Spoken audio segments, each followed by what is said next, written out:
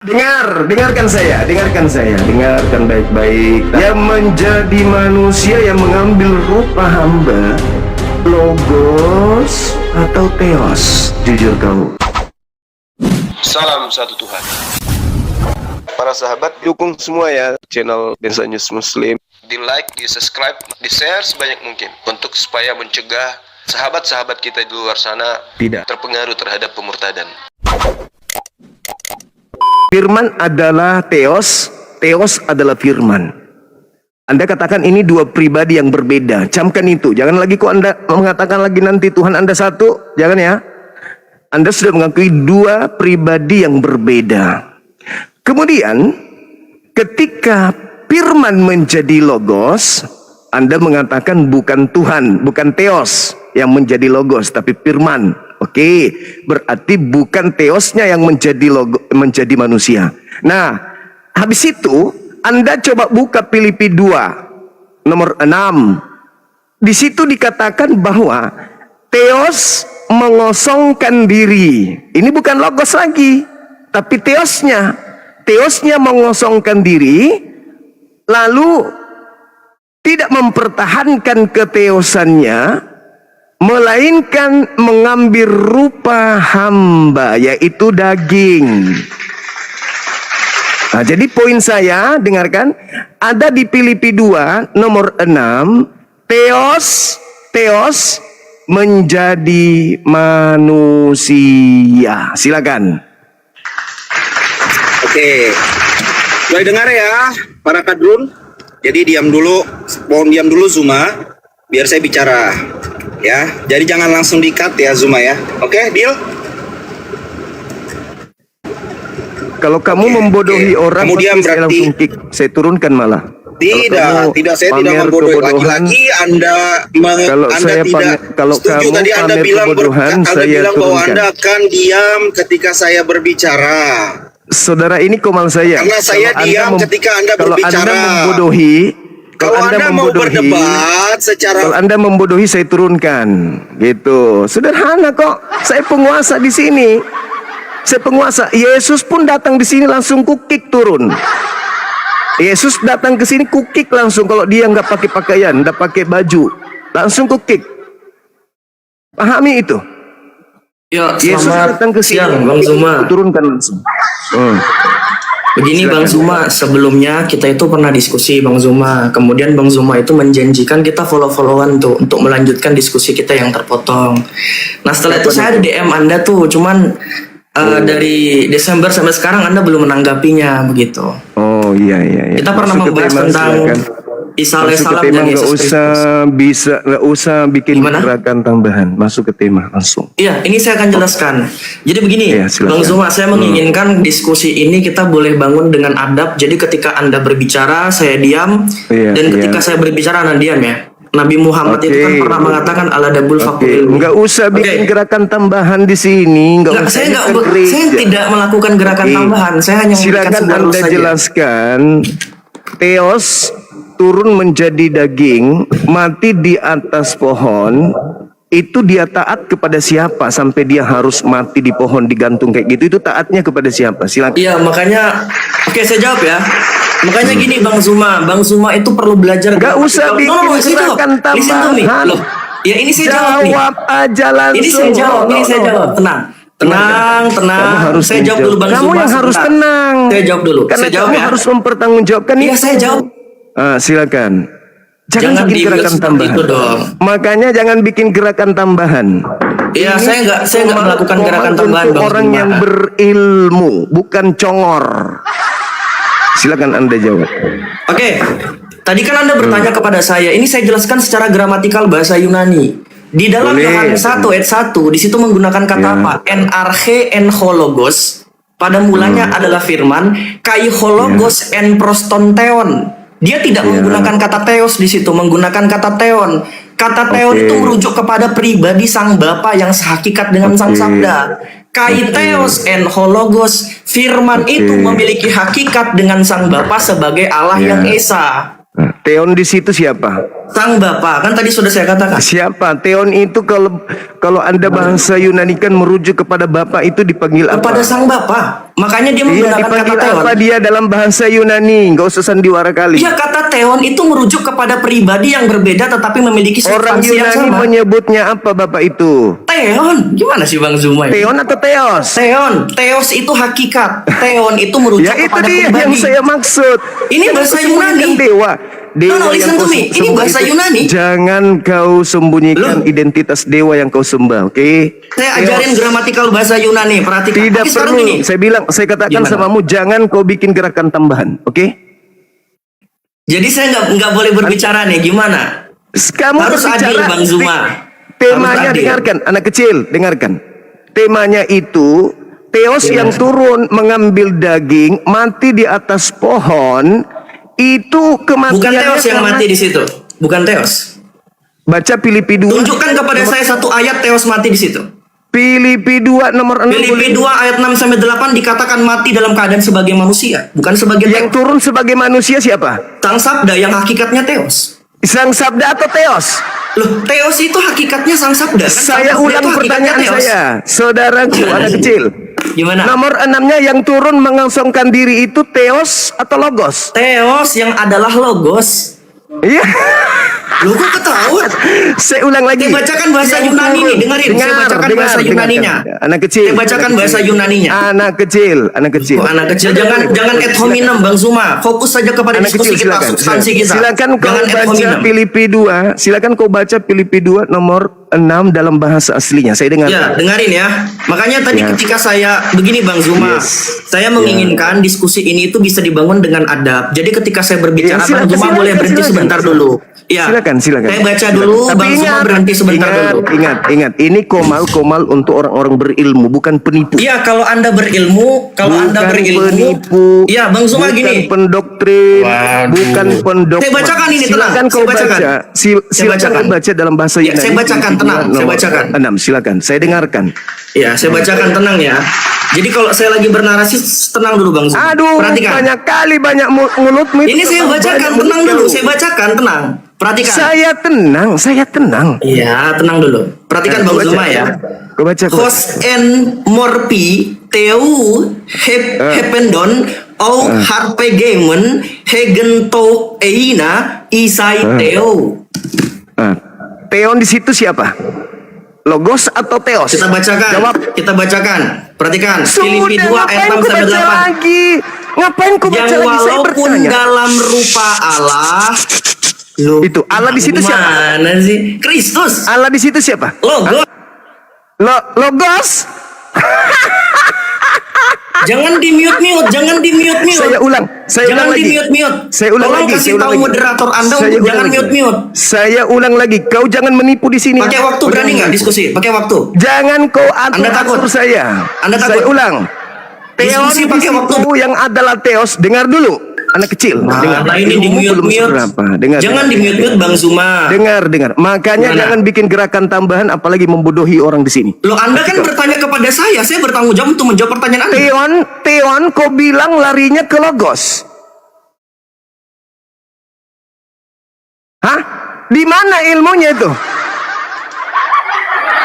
Theon di situ itu sebenarnya Theos. Kau baca Theon.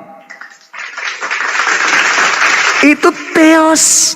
Theos Wah, yang jangan di turun. mute dong. Jangan di Theos yang mute. di situ, saya ulang. Di situ Theos atau di situ Logos? Di situ Theos. Theos, betul sekali. Lah, lalu apa? Gitu dong. Problemnya apa? Coba dari tadi kau Problemnya bilang apa? gitu. Nah, Ya, problemnya apa? Problemnya apa? sekarang yang menjadi daging siapa? Logos atau Theos. Sang Theos, Sabda yang oke. hakikatnya adalah Theos. Mana sih? Lu kok sang sabda lagi? Perhatikan. Penipu. Logos Penipu. itu berbicara tentang pribadi. Theos itu berbicara tentang substansi. Diam. Loh, Kamu gimana tahu nggak Anda kau sedang bertanya saya berhadapan dengan siapa? menjawab? Tunggu dulu. Diam dulu. Kau tahu nggak kau berhadapan dengan siapa? Loh, saya berhadapan dengan Anda. Kalau Anda punya integritas Oke. yang baik, Oke. Berarti di Wah. sini nggak laku model tipuan nggak laku. loh, saya nggak. Model tipuan gak laku, Saya nggak mengelabui, berpura-pura, oke? Jurus Paulus di sini nggak laku.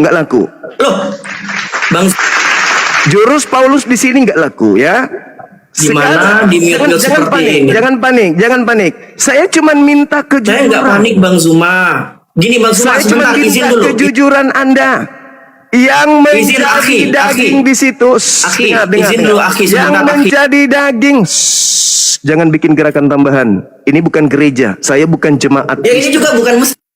Ya makanya jangan kau bikin gerakan tambahan. Tadi kan Anda bertanya. Dengarkan saya, dengarkan baik-baik, tahan diri Anda.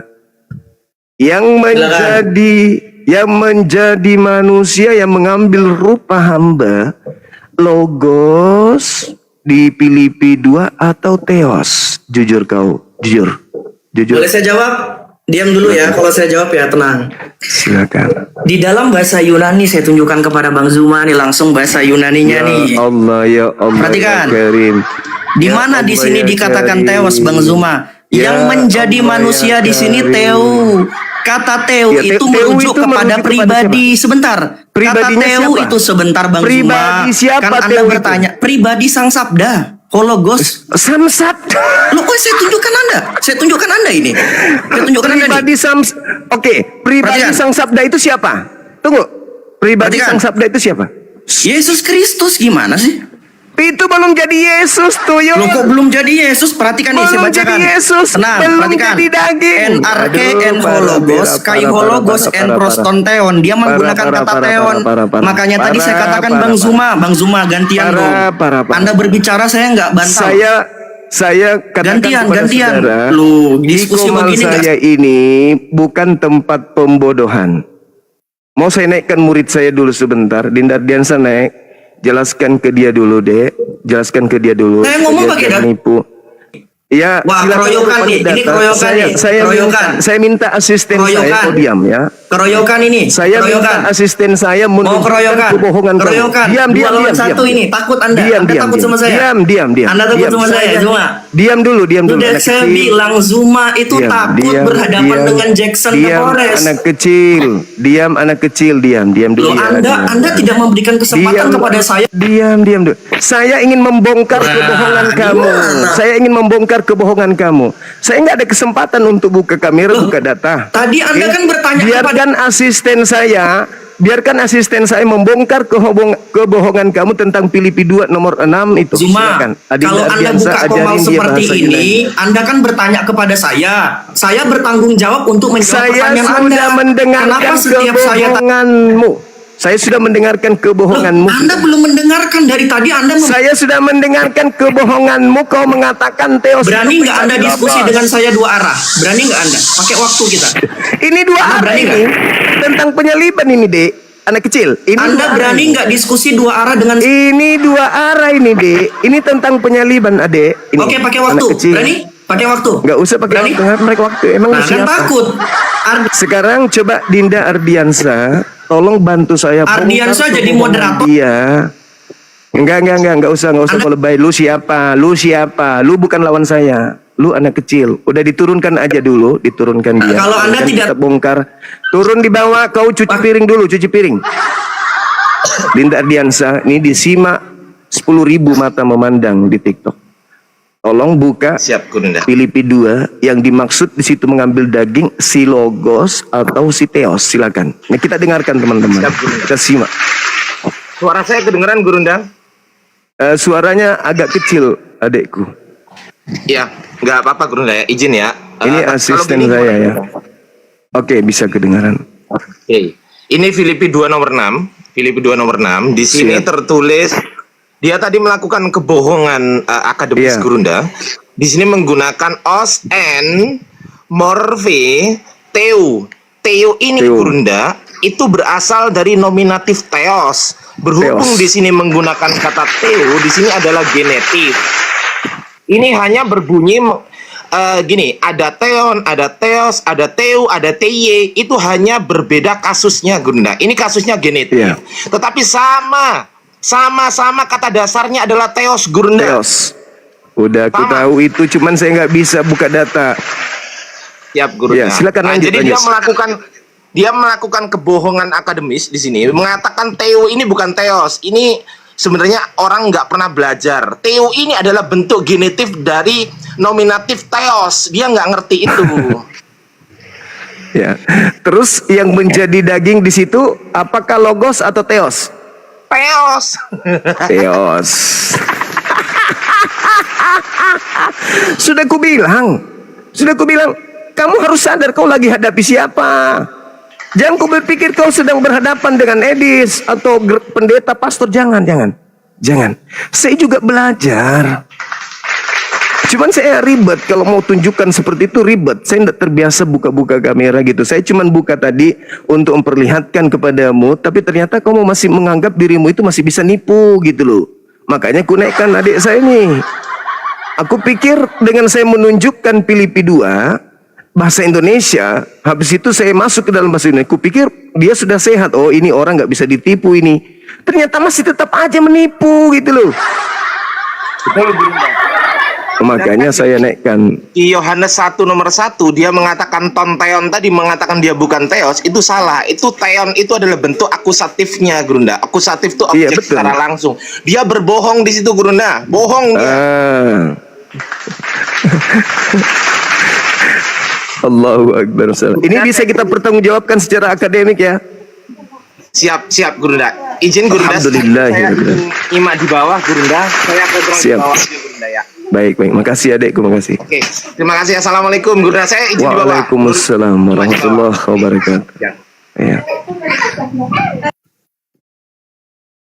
Oke, tengoklah teman-teman. Saya cuma tidak ingin adu argumen, nanti suara saya tinggi karena memang suara saya berbicara itu tinggi. Nanti orang bilang saya marah atau apa. Saya nggak suka ngotot-ngototan sama orang bodoh yang sombong. Aku sangat anti gitu. Untung saya tengok tadi ada Dinda Ardiansa di bawah, ya sudah aku naikkan aja supaya dia yang jelaskan gitu. Bukan keroyokan pada saat tadi beliau melakukan kebohongan kan saya diam. Dinda Ardiansa yang ku minta menunjukkan data tapi dia nggak mau berhenti bicara gitu ya, diturunkanlah. Oke, silakan kalau saudara-saudara Kristen tidak puas dengan tindakan kami, yang pasti yang pasti saya sudah membuktikan umat Islam lah yang menilai, bukan kalian Kristen mau menilai saya gimana. Umat Kristen mau dengar atau tidak terserah. Yang pasti umat Islam paham maksud saya naikkan Dinda Ardi. Ini kenapa Edis? Kau fitnah lagi Yesus, taat kepada iblis, gitu. Kau itu. Kami tidak selamat karena penyaliban. Kami selamat karena ketaatan Yesus. Kepada siapa? Kepada Bapa. Ketika penyaliban dia taat kepada siapa? Kepada Bapa. Berarti yang mau melakukan penyaliban, yang menginginkan penyaliban siapa? Iblis. Berarti Bapak lu iblis. Kelasmu Edis. Oke teman-teman, silakan dinaikkan. Tapi sebisa mungkin jangan yang penipu yang kayak tadi. Kalau masih ada yang bisa waras, tidak mempertahankan kebohongan, penipuan kayak gitu, silakan dinaikkan. Siapapun dia, yang penting bukan penipu, bikin gerakan tambahan. Kita mau mengedukasi. Dua arah ini mengenai penyaliban, itu dua arah. Halo, semangat siang. Ya, halo. Selamat siang. Katolik Protestan. Mengikut Kristus. Oke. Silakan buka kamera, kita diskusi dengan baik. Ya, kabar ya. Ya. Ya. Ingat, jangan pakai data bohongan, jangan pakai bohongan, jangan memaksakan kehendak gitu ya. Silakan saudara jelaskan ke kami, Kristus yang kalian sembah itu sampai dia taat di atas salib itu dia karena taat kepada siapa? Ulang. Kristus yang kalian sembah yang mati di atas pohon, Bukan itu pohon. Memang ada pohon. bahasa Yunaninya kan xulon. Salib itu bahasa Arab. Iya, emang ada pohon. Ya pohon kan Tuhan kamu digantung di pohon. Bukan salib. Nah, jadi Yang kami tahu kan di salib bukan di pohon. salib itu bahasa Quran. Di Indonesia baru ada kata salib. Meribut lagi ini. Bukan ribut kan. Salib itu bahasa Al-Quran di Indonesia. Baru Bibelmu menggunakan kata salib. Mana dalilnya? Oke, aku buka lagi. Tapi pakai matamu ya. Ini anak-anak teos ini. Lepas dari gereja kalian itu nggak ada ilmu ternyata ya. Kita buka aja salah satunya dalil tentang salib di Galatia 3. Coba kau buka Galatia 3 di situ. Ya buka aja di situ. Ya oke, jangan ngegas untuk lempar kau HP. Yuk lempar ya, coba berani, kalau berani lempar aja. Jangan sampai HP yang pecah, bukan HP saya. Oke. Jangan marah. Hei, kenapa turun? Aku mau perlihatkan bahwa tidak ada salib di Bible. Yang ada pohon.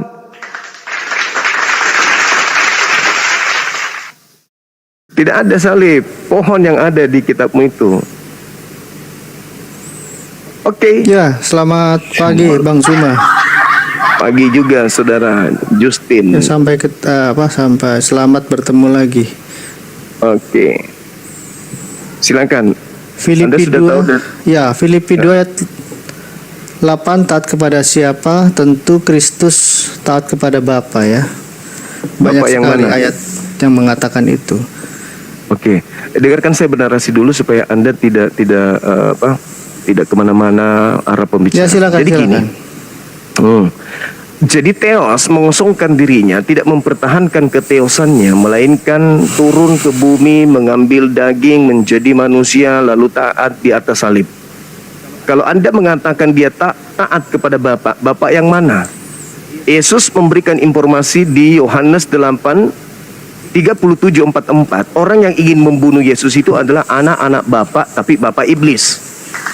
Nah, kalau bukan Bapa iblis yang Yesus taatin, maka tentu yang dia taatin adalah Bapa Elohim. Tolong tunjukkan kepada saya di mana di kitabnya orang Yahudi Bapa Elohim menginginkan pembunuhan terhadap orang benar untuk menyelamatkan orang-orang Kristen para pendosa ini. Silakan. Ya, di Kejadian 3 ayat 15 jelas ya, dikatakan bahwa Mesias itu akan hadir dan disebut sang keturunan. Tidak Jadi di ada Kejadian Mesias di 3:15. Kejadian 3 itu nggak ada Mesias.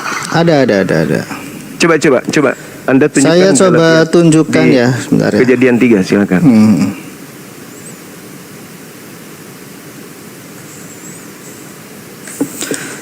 Ya, terima kasih ya diberi kesempatan untuk naik dan menjelaskan iman Siap. Kristen.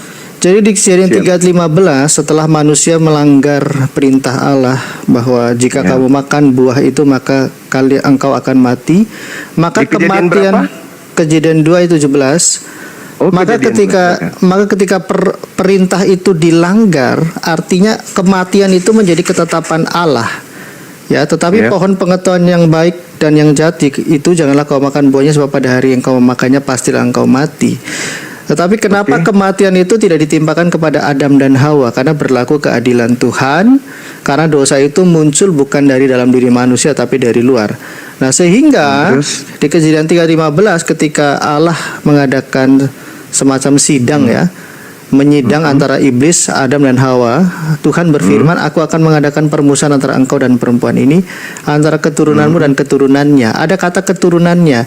Ini adalah nubuatan pertama tentang adanya Mesias sebagai sang keturunan yang dijanjikan. Ini faktanya seperti itu nih di kitab Kejadian. Mana di kitab Kejadian Tuhan menginginkan membunuh orang benar demi menyelamatkan para pendosa Ya, itu di mana? ya, Itu makanya saya aku tunjukkan. bilang, Ini dasar jelaskan, filosofis Anda ya. belum mengerti. Sebentar, saya belum Enggak, 1 menit, enggak. Bang. Saya belum 1 menit. Saya minta waktu 1 menit aja. Lalu Ini bukan gereja. Ini sebentar, bukan Bang. gereja. Sebentar. Sedikit satu ayat Ya, lagi. silakan.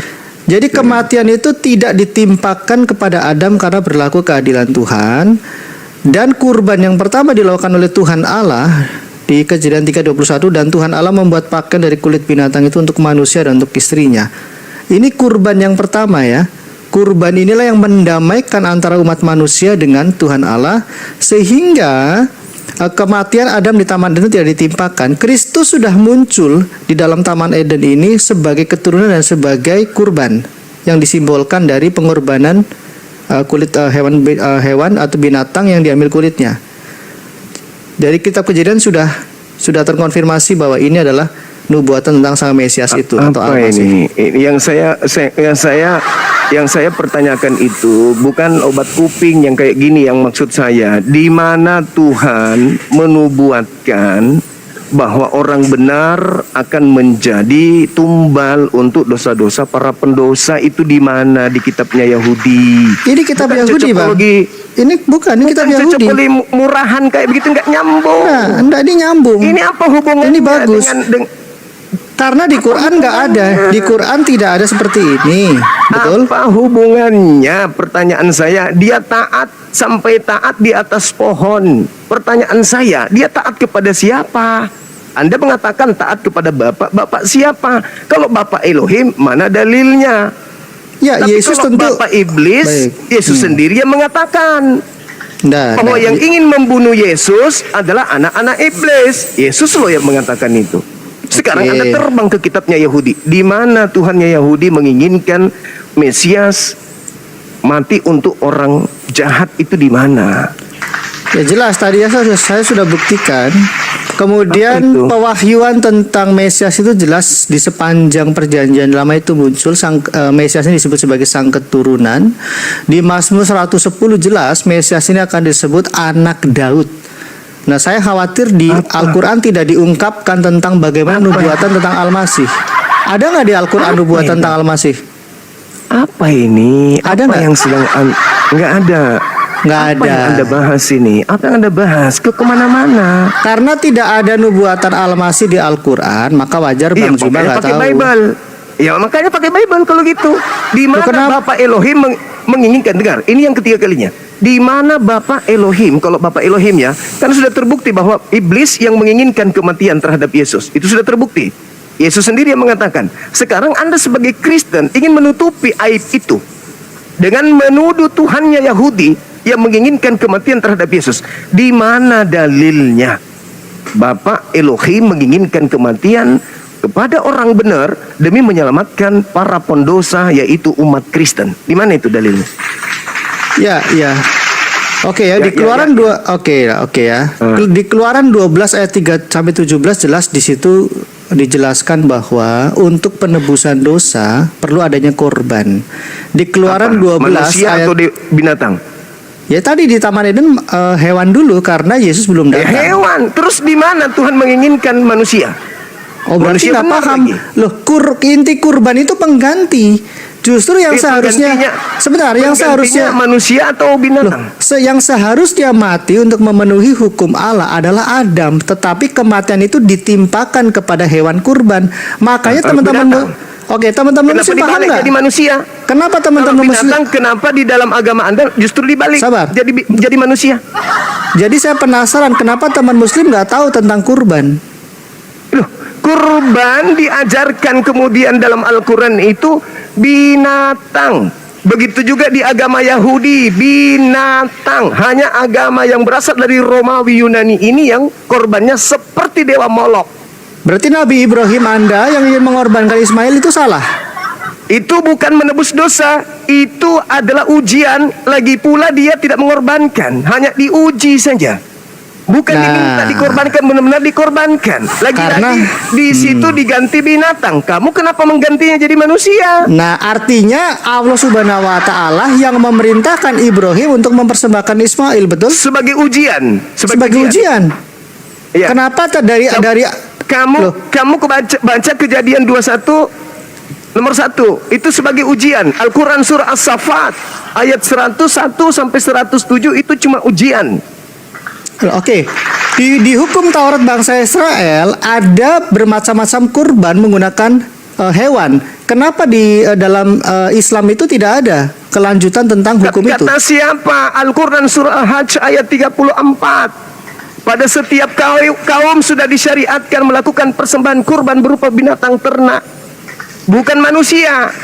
Jangan kemana-mana dulu. Di Jangan Israel, kemana-mana di dulu. hukum Taurat Musa, kurban itu untuk penebusan dosa. Di Islam untuk apa? Mendekatkan diri kepada Allah. Kenapa Nabi perlu mendekatkan Abraham diri? mendekatkan diri kepada Allah. Yes. Kenapa perlu? Kenapa perlu Ya mendekatkan perlu diri? mendekatkan diri kepada Allah. Maka kemudian Tuhan Elohim juga mempersembahkan, meminta kepada kaum Bani Israel mempersembahkan binatang untuk mendekatkan diri. Mendekatkan diri. Karena kapan dia melakukan dosa, dia menjauh. Untuk mendekat kepada yang maha suci, maka dia harus menghapuskan dosa dan mengorbankan binatang. Itu udah jelas itu. Enggak usah kemana-mana. Setahu saya, Anda sebentar punya Bang. kewajiban. Oke, Anda punya silakan. kewajiban sekarang menunjukkan kalau Bapa yang ditaati Yesus itu adalah Bapa Elohim, maka Anda tentu perlu pertanggungjawaban kepada umat bahwa memang Bapa Elohim yang menginginkan kematian orang benar. Tapi kalau tidak, berarti yang dibunuh bukanlah Yesus dan yang menginginkan itu bukanlah Bapa Elohim tapi iblis.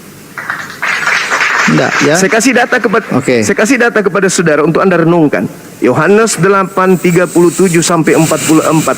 Orang-orang ingin membunuh Yesus adalah orang-orang yang Yesus sebut sebagai anak-anak iblis, dan kau mau melakukan keinginan bapakmu, yaitu bapa iblis.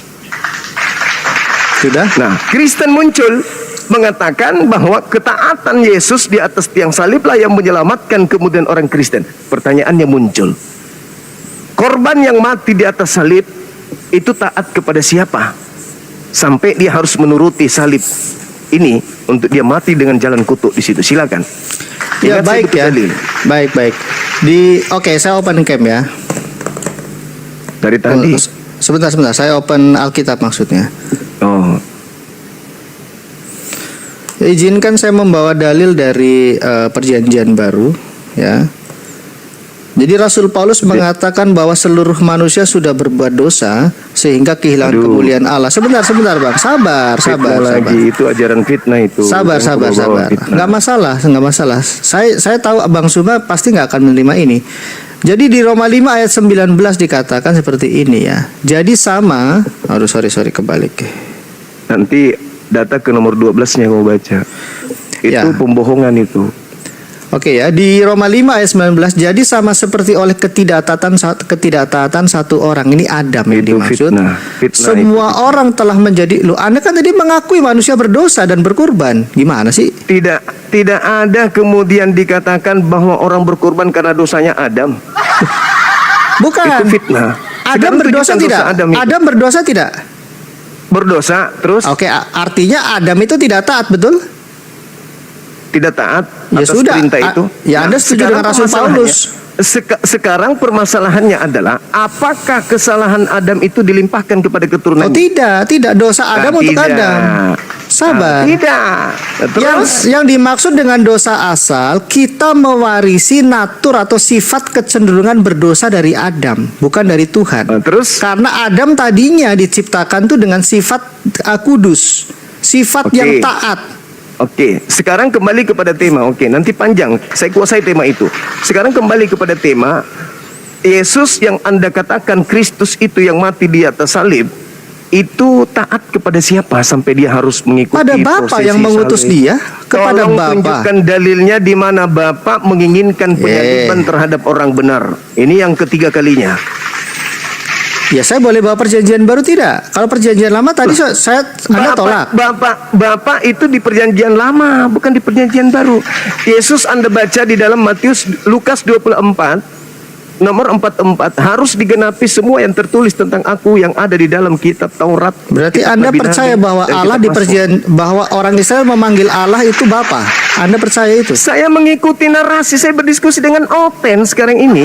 Oh ya sudah, terima kasih. Artinya antara perjanjian lama dan perjanjian baru tidak ada masalah. Bapa yang mengutus Yesus menghendaki agar dia tunduk dan taat kepada hukum Taurat, menggantikan umat minta. Israel. Saya Ini minta, gimana?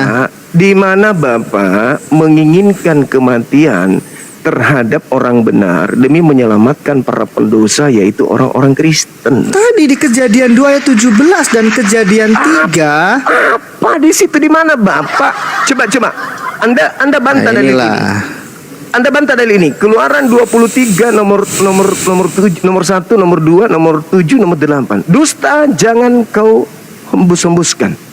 Orang benar tidak boleh kau bunuh. Orang yang tidak bersalah tidak boleh kau bunuh. Sebab aku Tuhan tidak akan membenarkan orang yang bersalah. Nah, bantah dalil itu dengan Anda menunjukkan bahwa orang benar boleh kau bunuh. Sebab aku Tuhan akan membenarkan orang berdosa dengan mengorbankan orang yang benar itu. Mana dalil itu? Ya. Ada? Oke ya, prinsip dari kurban itu haruslah kurban yang tidak bercacat celah. Masalahnya Aduh, Bang mulai. Juma itu menolak bahwa kurban itu untuk penebusan dosa. Anda bagaimana ini? Di mana kelanjutan Sekali lagi, Islam ini sekali terhadap lagi. terhadap gimana? Sekali Sabar, lagi saya sabar, Bang, minta- sabar. Sekali lagi, moderator, kalau sekali lagi nggak ditunjukkan data, ya silakan Loh, dieksekusi. tadi data. Tidak ada Bapak menginginkan kematian. Ingat, Filipi 2 nomor 6 itu sampai ke 8, Yesus disalib karena taat. Taat kepada siapa? Siapa yang menginginkan penyaliban? Iblis. Kalau sampai benar-benar Yesus yang disalib, berarti Yesus sama dengan taat kepada iblis. Baru satu dalil Anda sudah mengabaikan dari sekian banyak sabar. Di mana? Setelah manusia melanggar perintah Allah, maka kematian itu menjadi ketetapan secara hukum yang harus dilakukan, harus diadakan. Anda baca di mana Tetapi ini kejadian, sabar, harus ulang lagi. Masalahnya silakan. di Al-Quran tidak diceritakan kisah ini. Itu jadi masalahnya persoalan. yang kita bahas ini adalah ketaatan. Al-Quran mengatakan wa qaulihim. Dihukumlah orang-orang yang mengatakan Nabi Isa itu dibunuh, disalib. Mana ada Itu- tentang kisah Adam dan Hawa yang akan dihukum mati di Taman Eden? Tidak ada di dalam Al-Quran. Kenapa tidak ada dalam Al-Quran? Fatalaqqa Adamu min rabbih kalimatin fataba alaihi innahu huwat tawwabur rahim. Allah Maha Pengampun. Dan Allah menciptakan Adam bukan untuk di Eden. Allah menciptakan Adam untuk di bumi. Loh, Al-Quran kenapa jelas dibuang? itu. Apa hukuman Adam? Apa hukuman Allah terhadap Adam? Wa iz qala rabbuka lil malaikati inni ja'ilun fil ardi khalifah. Kejadian 1 nomor 26. Baiklah kami menciptakan manusia untuk mengisi bumi sebagai khalifah. Itu Kenapa hanya dibuang? ujian di Adam di Eden itu cuman ujian untuk Adam. Tidak ada kutukan kepada Adam. Nah, Anda baca inilah Kejadian 3, artinya- yang dikutuk iblis. Artinya Yang Al-Quran dikutuk iblis, bukan Adam. artinya Al-Quran berbeda dengan kitab Yahudi. Enggak urusan. Loh, Iman saya bukan di gimana? situ. Iman saya bukan di situ, iman saya Quran. Mungkin mana? Anda harus beriman kepada kitab-kitab sebelumnya. Kitab-kitabnya Nabi Musa bukan yang ini yang kau Yang tunjukkan. mana? Yang mana? Ini kitabnya Lembaga Bibel Indonesia. Loh, mana kitab Musa yang asli? Nabi Musa dikatakan dalam Al-Quran, ya ahlal kitab lima talbisunal haqqa bil batil wa taktumul haqqa wa antum ta'lamun. Orang-orang yang datang kepadanya Torah mencampur adukan antara firman Tuhan dengan karangan-karangan manusia. Anda nggak menjawab. Ini yang terpegang sekarang. Di Mana mana Taurat sekarang? kitab Musa yang asli? Justru saya yang bertanya, mana kitab Musa yang asli? Kok lempar lagi ke saya? Al-Quran yang mengatakan, ya ahlal kitab kad ja'akum rasulna yubayyinu lakum katsira. Dia menjelaskan banyak dari isi kitab yang disembunyikan. Kau tanya lagi kepada saya, Justin Edo, kamu tak sanggup untuk membantah bahwa pernyataan Edis yang mengatakan Yesus taat di atas tiang salib, keselamatan Kristen bukan karena salib tapi karena ketaatan. Saya menganggap ketaatan Yesus karena tidak ada data Bapak memerintahkan dia mati dikutuk. Maka saya katakan, sementara ini akankah orang Kristen menerima bahwa Yesus mati disalib karena taat kepada iblis sesuai pernyataan Edis semalam? Oke, selamat siang. Oh, selamat siang Bang Zuma. Siang juga Bang Olang Ya, biasa. semoga sehat-sehat Bang Zuma ya. Sehat. Iya. Dari sekte mana Bang? Katolik, Kristen. Protestan? Siap. Ya, jadi tadi saya hanya mau menanggapi sedikit aja nih Bang. Tadi kan sebetulnya Oh ya, silakan. beberapa saudara-saudara kami sudah memberikan penjelasan seperti tadi Bapak Iya. Justin tadi sebelumnya.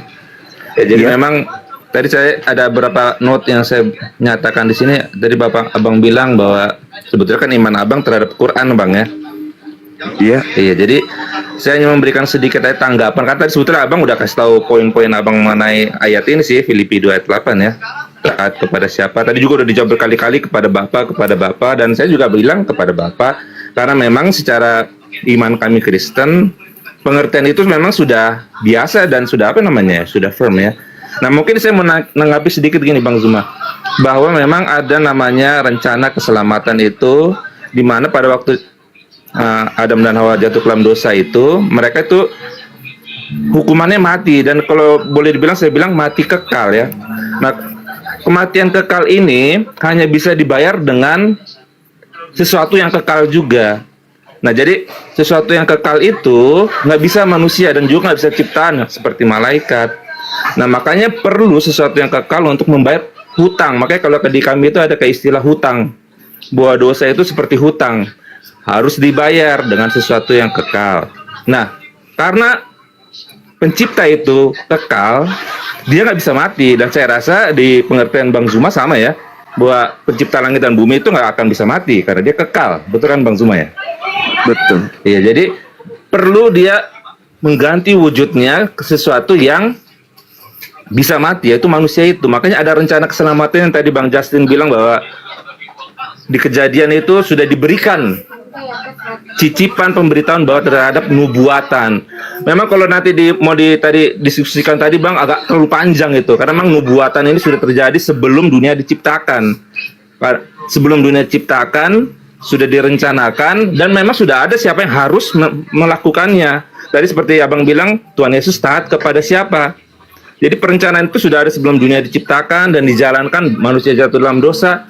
Lalulah pada waktu peristiwa salib itulah penggenapannya. Makanya tadi seperti saudara kami Bang Justin bilang sebelumnya, bahwa kematian di kayu salib itu merupakan penggenapannya dan lambang-lambang korban-korban bagi kami ya. Korban-korban yang dilakukan oleh bangsa Israel itu adalah tipe daripada penggenapan antitipenya, yaitu Yesus itu sendiri. Itu sedikit itu aja sih Bang. Karena kalau misalnya kalau Abang misalnya tadi seperti Abang bawa Abang teman kita, saudara kita Ardiansyah, yang mengenai apa tuh bahasa Ibrani, bahasa ahli bahasa apa tadi ya, ahli bahasa Gerika. Tadi sebetulnya sama saudara kami yang sebelumnya, dia itu sebetulnya juga ahli bahasa Gerika. Kalau saya mungkin jauh di bawah Abang lah. Saya dari awam saja sih mau menyampaikan pendapat mengenai ayat ini sih Bang. Mungkin kalau untuk yang perdebatannya selanjutnya mungkin yang lebih teknis, Abang bisa cari orang yang lebih tadi dua orang tadi tuh yang di sebelum saya tuh lebih berkualitas lah di atas saya. Mungkin sedikit itu aja deh Bang. Saya mau menanggapinya Bang. Oke, baik. Dengarkan saya Abang. Bagaimana sikap Anda membaca Bible, kitabnya orang Yahudi, ketika ada orang yang mempersembahkan manusia sebagai korban? Contoh misalnya kita lihat di dalam beberapa kitab, Yehezkiel 23:39, Yehezkiel 20 nomor 30 sampai 31. Kemudian kita baca di dalam Yeremia 32:35, kemudian Ulangan, di dalam kitab Ulangan juga Ulangan 12 nomor 31, kemudian Imamat 18 nomor 21, kemudian diterangkan Imamat 20 nomor 3, nomor 4, nomor 5. Tuhan menghukum habis orang yang mempersembahkan manusia sebagai korban. Terus Anda mengatakan orang yang tidak menganut ajaran dan bukan pemilik kitab mencoba mengangkat tragedi penyaliban terhadap manusia yang Anda tuhankan itu sebagai sesuatu penggenapan dari nubuat-nubuat yang ada dalam kitabnya orang Yahudi. Sementara yang punya kitab, bahkan yang berfirman di situ, murkanya menyala-nyala terhadap mereka yang mengorbankan anak manusia. Makanya saya minta data, kalau memang Filipi 2:6-7-8, ketaatan oknum yang jadi korban di atas salib ini adalah ketaatan kepada Bapa. Bapa ada dua, Bapa Elohim, Bapa Iblis. Yesus memberikan indikasi kuat dan tidak bisa kita kabur dari situ, lari dari sana. Kita baca di dalam Yohanes 8:37 nomor 44, Yesus mengatakan bahwa kamu ingin membunuh aku karena kamu tidak memperoleh firman di dalam dirimu. Saya ulang. Kamu ingin membunuh aku karena kamu tidak memperoleh firman di dalam dirimu. Kalau Anda mengatakan nubuat itu firman. Kalau orang yang membunuh Yesus ini ternyata benar-benar ada nubuatan, berarti yang mau membunuh Yesus adalah pelaku-pelaku firman yang sudah dinubuatkan untuk kematian Yesus. Tapi Yesus mengatakan sebaliknya. Kamu ingin membunuhku karena kamu tidak memperoleh firman di dalam tubuhmu, dalam dirimu. Iblislah yang menjadi bapakmu. Dan kamu mau melakukan keinginan-keinginan bapakmu, yaitu membunuhku. Bukankah dalil itu sudah sangat jelas? Kenapa harus meminta dalil-dalil? Ini nubuatan, ini nubuatan. Apakah kita tidak pernah membaca sederetan dalil, setumpuk kitab di dalam kitabnya orang Yahudi yang mereka sebut kitab Tanakh? Tuhan marah, Tuhan murka dengan kejijikan-kejijikan dan persinahan-persinahan yang dilakukan oleh orang-orang Yahudi dengan membunuh anak manusia, anak mereka. Kata Tuhan, aku sendiri yang akan melenyapkan mereka. Kan mereka telah mempersembahkan anak mereka. Sekarang orang Yahudi diminta mempersembahkan kurban hewan. Kristen muncul, kenapa mempersembahkan manusia? Karena terlanjur didoktrin manusia telah menebus mereka dari dosa-dosa mereka. Itu doktrin. Sekali lagi saudaraku, tolong, bagaimana tanggapan saudara tentang kemurkaan Tuhan terhadap orang-orang terdahulu yang mempersembahkan anaknya kepada dewa Molok, kepada dewa Baal, kepada Moab dan seterusnya? Tiba-tiba saja Kristen mengusung materi yang sama. Adakah Yesus, kalau dia betul-betul adalah Nabi Isa dalam pandangan umat Islam, kesalahan Al-Quran fatal? Ternyata Nabi Isa itu tidaklah selamat, melainkan disalib. Oke, kalau memang Nabi Isa yang disalib, Nabi Isa taat kepada siapa? Bukankah Tuhan tidak menginginkan kematian anak manusia? Apalagi orang yang tidak bersalah. Keluaran 23 nomor 7 nomor 8. Jangan kau membunuh orang yang benar. Jangan kau membunuh orang yang tidak bersalah. Sebab aku Tuhan tidak akan membenarkan orang yang bersalah. Dalam kurung Kristen. Amsal 6 nomor 16. 6 perkara yang menjadi kekejian di dalam hatinya. Bahkan 7 perbuatan yang dimurkai oleh Tuhan. Salah satunya adalah menumpahkan darah orang yang tidak bersalah. Lalu seenaknya Kristen datang mengusung doktrin dogma yang muncul belakangan. Sementara Yesus ketika hidupnya, apa perintah Yesus dalam Matius 8 nomor 4? Pergilah, perlihatkanlah dirimu kepada imam, lakukanlah apa yang diperintahkan, korbankanlah, persembahkanlah persembahan yang diperintahkan oleh Nabi Musa kepadamu. Terus yang taat, ini kan surat Paulus ditulis tahun 48, surat Filipi ini. Sekarang kalau ditulis 48, dari mana Paulus tahu kalau Yesus yang mempersembahkan diri untuk dosa-dosa orang Kristen ini? Dari mana Paulus tahu? Silakan.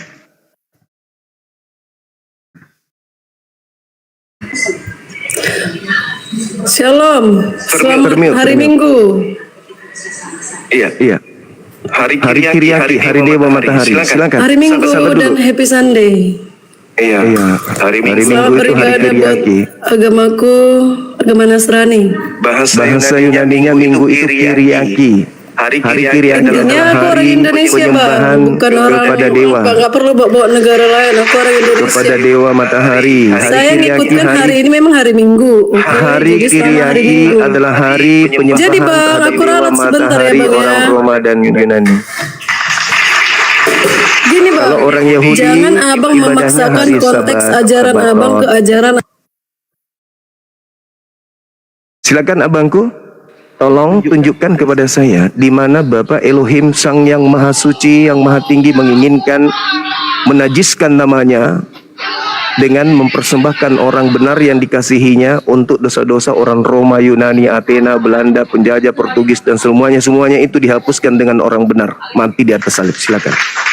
Nih, jadi tadi seperti yang tadi abang dengar juga dari pembicara sebelumnya ya, bahwa sebetulnya pertanyaan abang ini kalau mau secara singkat taat kepada siapa? Bapa. Yang sebelumnya juga Bang Jasin juga Bapa, saya juga Bapa. Jadi memang saya mau bilang beginilah, karena kami mengimani ya, karena tadi abang juga bilang bahwa iman abang terhadap Quran dan kami pada Alkitab, dan karena kami sudah membaca secara sistematis dari awal hingga akhir. Nah, jadi memang konsep menjawab pertanyaan topik abang pada hari ini, taat kepada siapa, tadi sudah terjawab sebetulnya kalau memang secara singkat. Tetapi kalau tadi abang mau tambah kepada di mana tertulis, tadi yang pembicara kedua sebelum saya itu kayaknya dia lebih berkualitas. Nah, kalau saya sih sebetulnya mau menanggapi saja sedikit terhadap arti dari kejadian kematian itu seperti apa, yaitu penggenapan nubuatan terhadap dosa itu adalah sesuatu hutang yang perlu dibayar oleh sesuatu yang kekal dan nggak bisa diwakilkan, Pak. Dan kami merasa bahwa kematian itu, setelah kematian itu lunaslah hutang dosa itu. Itulah yang menjadi bagi semua manusia kesempatan kasih karunia itu, Bang. Jadi kasih karunia itu akhirnya jadi kesempatan bagi semua manusia yang berdosa karena dosa dari bapak leluhur kita Adam, dan itulah yang menjadikan menjadi berkat bagi kami orang Kristen. Jadi kalau mungkin secara teoritis, Bang, saya sih mohon izin untuk mundur dulu aja nih, Bang, karena memang tadi yang orang-orang kedua dari saya itu di atas itu yang lebih berkompetensi. Saya hanya mau menanggapi sebagai orang awam aja sih, Bang, gitu sih, Bang. Abang, boleh enggak sebelum kita berpisah Anda bacakan saya Roma 8 nomor 10. Please. Minta tolong dibaca, Bang. Saya keluar lagi dari sini. Soalnya saya juga enggak apa-apa, Anda boleh buka sekarang. Habis itu saya akan berikan penjelasan terkait dengan tema itu. Karena ini kan berbicara mengenai iman saudara. Beberapa teman kita yang naik di sini, saya minta tuduhannya itu dibuktikan dengan mengatakan bahwasanya Bapa Elohim yang menginginkan kematian terhadap orang benar. Saya minta dalil dan Anda simak, tak ada dalil yang diserahkan sebetulnya, kepada saya.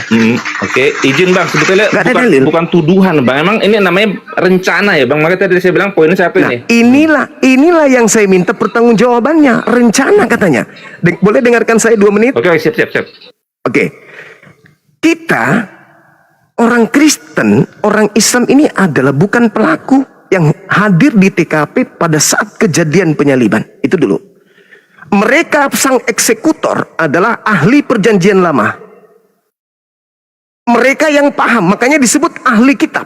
Karena mereka yang punya kitab, mereka yang ahli. Sementara kita ini pembaca remah-remah terjemahan yang sudah direvisi dan direvisi doang. Mereka ahli kitab, mereka yang punya kitab.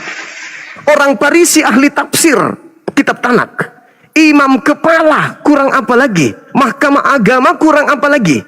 Mereka tidak ada membaca dalam kitab mereka, Yesus kita salibkan untuk dosa kita. Yesus kita salibkan karena sudah digenapi. Dan Yesus mengatakan, hayo teman-teman, sudah tiba saatnya kau menyalibkan aku untuk dosa-dosa kalian. Malahan mereka, orang yang jago perjanjian lama, melakukan kesaksian palsu untuk membunuh Yesus, untuk menyalib Yesus. Markus 14 nomor 1 tipu muslihat, Matius 26 nomor 4 nomor 59, bahkan iblis turut serta, Yohanes 13 nomor 2, dan Pilatus mengatakan di dalam Lukas, dalam Matius 27 nomor 18, orang-orang Yahudi, imam kepala mahkamah agama, orang Farisi, ahli kitab menyerahkan Yesus untuk dibunuh karena dengki. Karena dengki, Bang.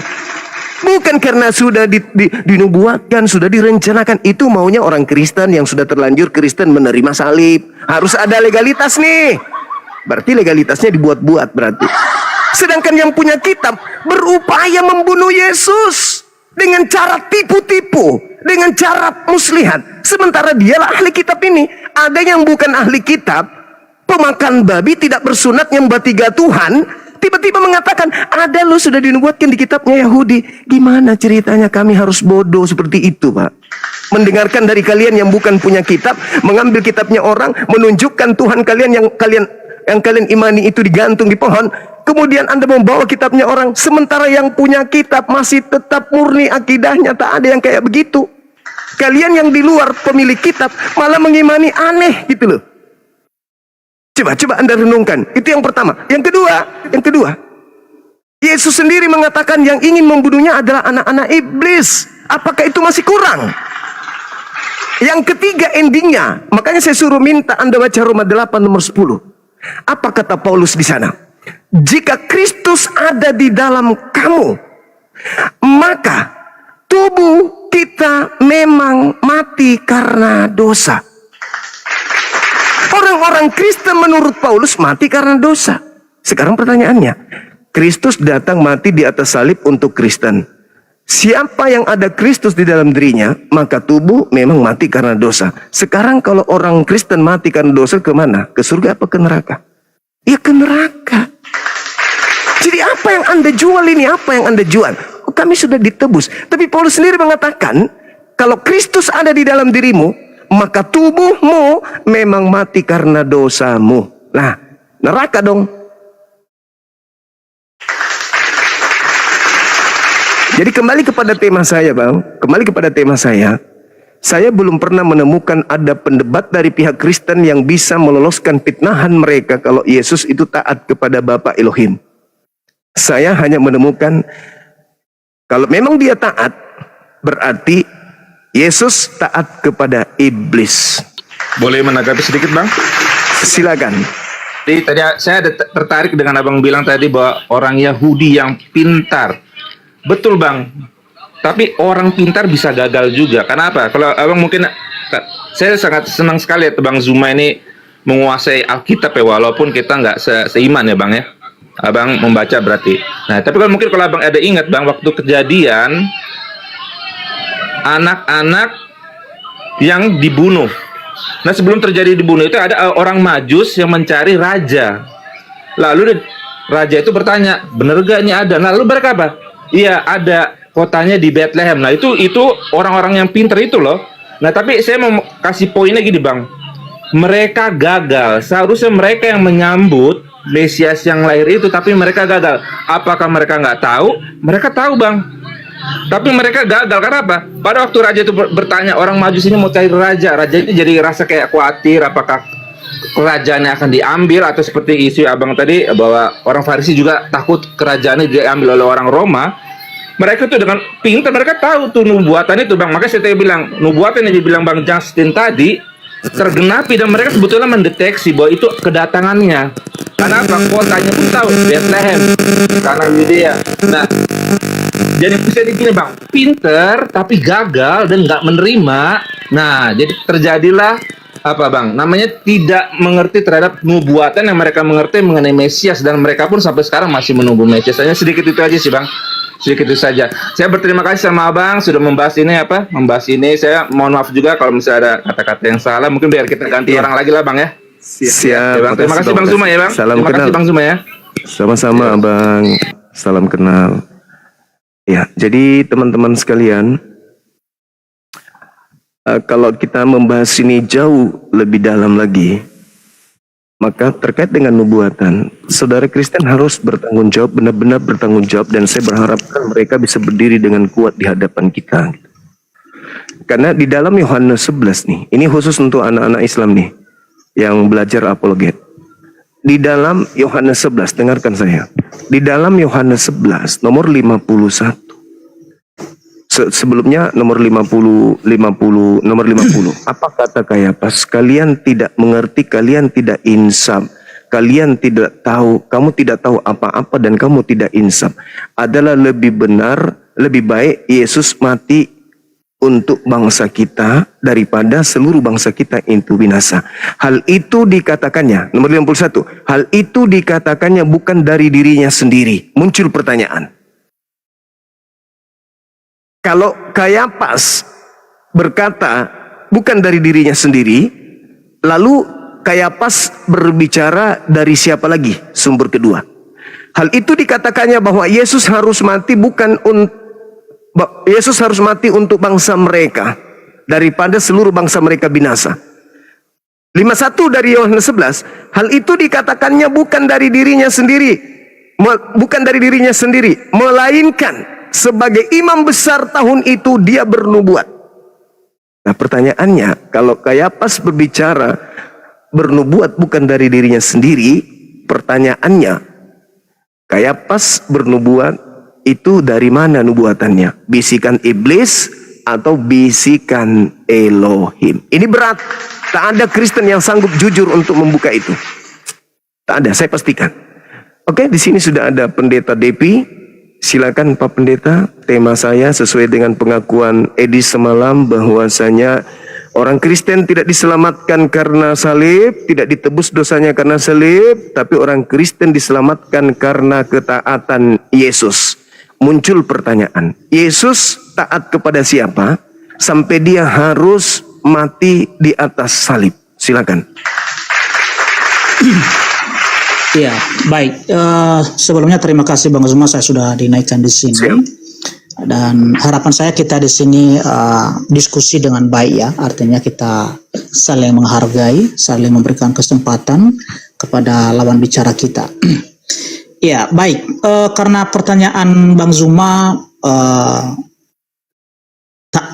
taat kepada siapa Yesus di situ, ya tentu itu taatnya kepada Bapa. Ya, karena kedatangan Tuhan Yesus itu sebagai Sang Mesias, sebagai Sang Juru Selamat, itu adalah menggenapi semua nubuatan yang ada di dalam Alkitab, khususnya di Perjanjian Lama. Ya, jadi sebagian tadi sudah dikutip oleh kawan-kawan, walaupun tidak semuanya saya simak, saya dengarkan, karena saya tadi hanya sepintas saja tadi saya dengarkan. Tetapi ada beberapa ayat di dalam Alkitab itu bagaimana nubuatan tentang kedatangan Sang Mesias itu dan juga penderitaannya, sehingga hal itu benar-benar terjadi, ya, benar-benar terjadi, dan itulah makna kedatangan Yesus itu untuk mentaati ya segala hukum Taurat itu, ya. Dia yang menggenapi semua hukum Taurat itu, sehingga itulah disebut ketaatannya kepada Bapa. Ya. Sudah? Ya, sudah. Oke, baik. Anda mengatakan ketaatan Yesus kepada Taurat. Boleh saya minta dalil di mana di Taurat Yesus diperintahkan mati untuk menyelamatkan orang-orang berdosa, itu di mana? Iya, ada di Yesaya 53, Bang. Ada di Taurat, Bang, di Taurat, bukan di Yesaya, di Taurat. Di Taurat? Ya. Ya, kalau di Taurat itu dari kitab Kejadian sampai dengan Ulangan, ya, di situ hanya kita temukan di kitab Kejadian, ya, pasal 3 ayat 15 dan juga di Ulangan 18 ayat 18. Ya. Ya, maksudnya salib. Dia kan taat salib. Ini kan tema kita, ketaatan Yesus itu disalib. Nah, kalau penyaliban ini adalah perintah Elohim, tentu ada. Di mana di Torah? Perintahnya Yesus orang benar harus mati untuk menyelamatkan orang-orang yang tidak benar. Di mana tertulis itu di Taurat? Iya, begini Bang Zuma. Alkitab khususnya Perjanjian Lama itu satu paket yang tak bisa dipisahkan. Artinya sekalipun contoh ya tidak ada di Taurat Musa ya diceritakan mengenai penyaliban di situ kepada Sang Mesias, akan tetapi di kitab para nabi ada. Ya, jadi makanya Alkitab itu saling melengkapi. Ya, saling melengkapi. Ya, jadi kalau di situ Bang Zuma tanyakan sekarang di Taurat Musa itu tidak ada. Ya, tetapi kalau di kitab para nabi, ya kalau di kitab para nabi di kitab Yesaya, ya itu ada. Oke, kita fokus dulu. Lukas 24:44, aku harus pergi, memang harus tergenapi tentang aku yang tertulis di dalam Taurat. Kan Taurat yang dikatakan di situ. Kalau penyaliban ini adalah Yesus berupa ketaatannya, berarti Taurat harus mencatat nih. Tidak bisa tidak, karena Yesus menjadikan itu memang sebagai referensi. Mencatat, ya Ulangan 18 ayat 18. Itu tidak ada, itu nabi yang sama seperti Musa. Sementara Musa tidak disalib. Iya, makanya Yesus pun Yesus di dalam Alkitab disebut adalah nabi. Ya, jadi artinya ya gelar-gelar kepada Tuhan Yesus itu bukan hanya nabi, bukan hanya imam. Ya, Musa akan tetapi disebut sebagai anak domba, anak Tuhan, anak Allah. Ya, Musa Mesias. disalib enggak? Musa disalib enggak? Oh, enggak. Ya, ini kita berbicara mengenai penyaliban. Orang Kristen tidak diselamatkan karena penyaliban, tapi diselamatkan karena ketaatan Yesus. Yesus ini pun masih tanda tanya, Yesus yang mana? Kalau dia Yesus adalah Nabi Isa dalam pandangan kami umat Islam, berarti pencipta langit dan bumi menginginkan orang benar mati disalib demi untuk menyelamatkan orang-orang durhaka, orang-orang pendosa. Tapi kalau dia ternyata penggantinya Yesus, penggantinya Nabi Isa, berarti dia mati karena keinginan iblis. Nah, untuk mencocokkan itu, ketaatan dia, apakah itu Nabi Isa atau penggantinya Nabi Isa, atau Yesus asli atau penggantinya Yesus asli, tolong Anda jelaskan.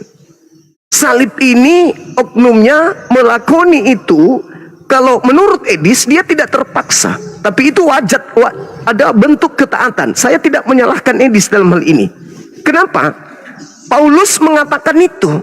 Theos mengosongkan diri, tidak mempertahankan keteosannya, melainkan turun mengambil rupa hamba dan menjadi manusia, dan taat sampai mati di atas tiang salib. Edis tidak salah. Yesus mati taat di atas tiang salib. Muncul masalah besar jadinya. Siapa yang menginginkan penyaliban? Bapak Elohim atau Bapak Iblis? Kalau Bapak Elohim, mana dalilnya? Silakan. Tapi kalau Bapak Iblis, dalilnya Yesus sendiri yang menyebutnya. Yohanes 8:37-44. Yang mau menyalib Yesus adalah anak-anak iblis. Ya. Silakan. Baik. Jadi karena itu pertanyaan Bang Zuma, ya, di mana bahwa rencana siapa penyaliban itu? Ya, tentu saya tidak keluar dari ayat Alkitab, ya, bahwa sejak dalam perjanjian lama itu penyaliban itu adalah kehendak Allah Bapa. Itu Dalil? bukan dalilnya, ya, ada di Kejadian pasal 3 ayat 15 tadi, dan juga ada di Yesaya 53 mulai dari ayat 3 sampai dengan 12. Berarti iya, berarti Yesus menuduh kalau itu betul Bapak Elohim yang menginginkan kematian Yesus, berarti Yesus menuduh Bapak Elohim itu iblis. Enggak, begini, ya, harus jangan Bang, jangan disatukan, ya, antara kehendak orang-orang Yahudi pada saat itu, ya, yang benar-benar menolak ajaran Tuhan Yesus, dan sehingga mereka berusaha untuk membunuh Yesus pada saat itu. Tapi bukan melalui penyaliban, akan tetapi tujuan mereka mau melempar Yesus dengan batu, atau mereka menyeretnya di tebing pada saat itu. Itu beda konteks itu, Bang. Ya, kalau Anda mengutip, ya, Yohanes 8 itu mulai dari ayat 37 sampai dengan 44, itu beda konteksnya, Bang. Ya. Oke. Berarti itu, menurut saudara yang membedakan konteks ini di Yohanes 8 itu karena adanya tiang palang. Tiang palang maksudnya? Anda kan mengatakan bukan batu, bukan tepi jurang. Itu konteksnya berbeda. Yang betul adalah harus ada tiang palang atau salib. Iya, kenapa? Karena di situ diterangkan. Sabar dulu Bang Zuma. Ya, saya jelaskan ya. Kenapa?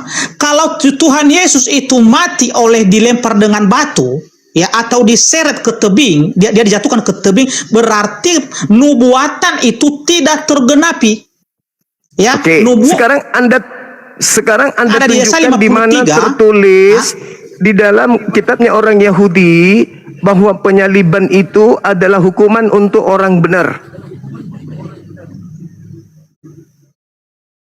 Bukan hukuman kepada orang benar, ya, itu memang kepada orang yang menghujat Allah, ya, orang yang melakukan dosa yang besar di hadapan Tuhan. Makanya apa dosa Yesus? Yesus tidak berdosa. Berarti bukan dia yang disalib. Sabar Bang Zuma, ya. Tuhan Yesus tidak pernah berdosa. Bahkan satu kesalahan pun tidak ditemukan di bibirnya. Oke. Akan tetapi, ya, kenapa Tuhan Yesus ini disalibkan? Untuk menggantikan orang yang berdosa. Di mana dalilnya Tuhan menyalib orang yang benar untuk menggantikan orang berdosa? Inilah yang saya cari. Dalil ini yang saya cari. Yesaya 53. Yesaya 53. Itu berbicara penyaliban? Iya, berbicara penyaliban.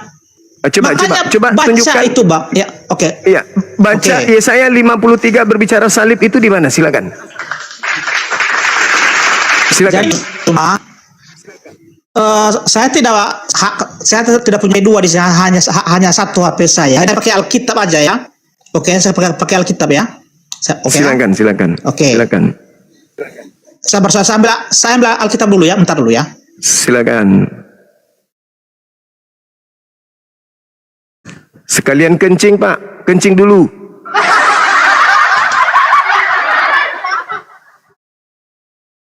Yesaya 53. Itu Yesus sudah jelaskan di Matius. Ini anak-anakku yang dibawa. Kalau mereka orang-orang Kristen yang bukan pemilik kitab ini mencoba untuk nipu menggunakan kitabnya Yahudi. Yesus menjawabnya di Matius 23 ya. Itu bukan berbicara mengenai Yesus. Itu berbicara mengenai orang-orang benar yang dibunuh mulai dari zaman Habel sampai ke Zakaria anak bereknya. Ingat itu ya. Jangan kita mau ditipu ya.